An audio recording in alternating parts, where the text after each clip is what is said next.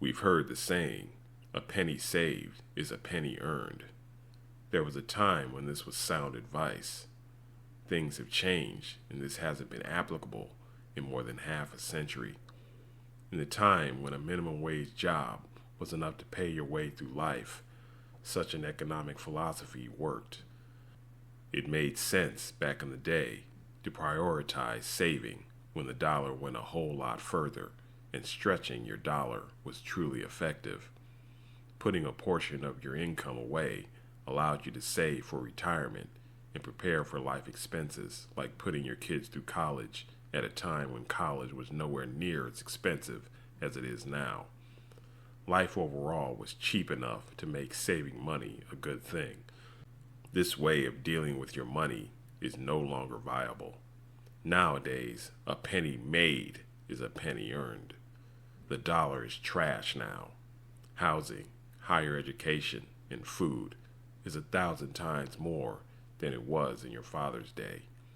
You don't have enough money after expenses for saving to be effective, and the cost of everything is way too high.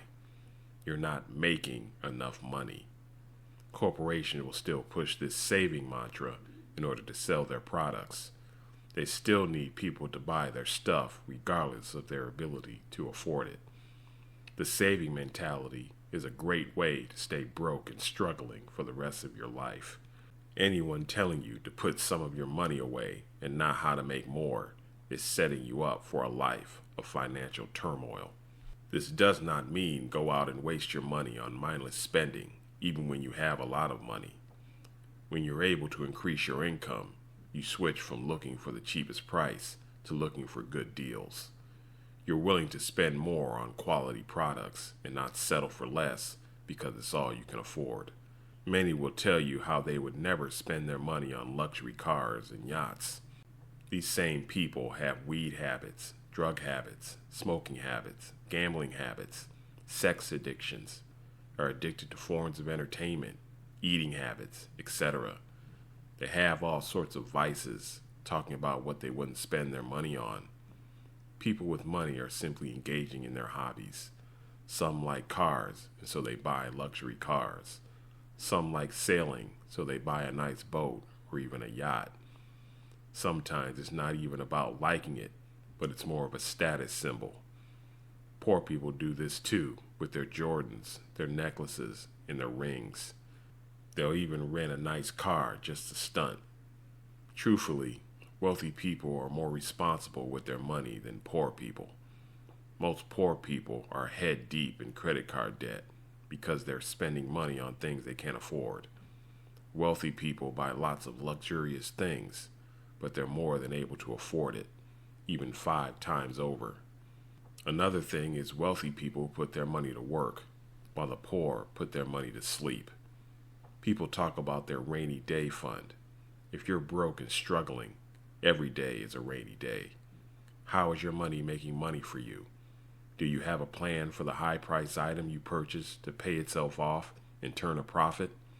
Putting money aside for it to sit there and do nothing is pointless.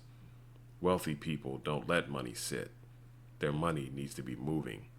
The semi-truck someone bought was very expensive, but if they're going to make 10 times more money than they paid to purchase it, it was a spectacular investment. Poor people consume while wealthy people invest. There's no value in idle money. It's a crazy concept at first to think the solution is to just make more money.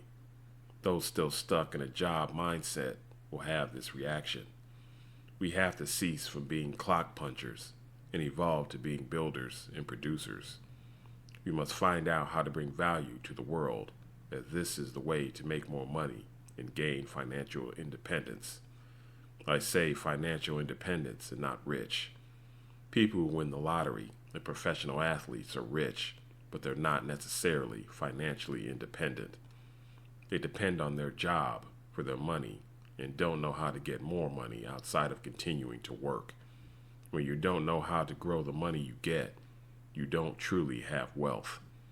Eventually the money dries up and you don't have the ability to get more. This is especially true for lottery winners. Those who are broke have to find ways to stretch the little money they get. Stop stretching dollars and pinching pennies and start growing your money. Ultimately, the purpose of money isn't to save it, but to spend it.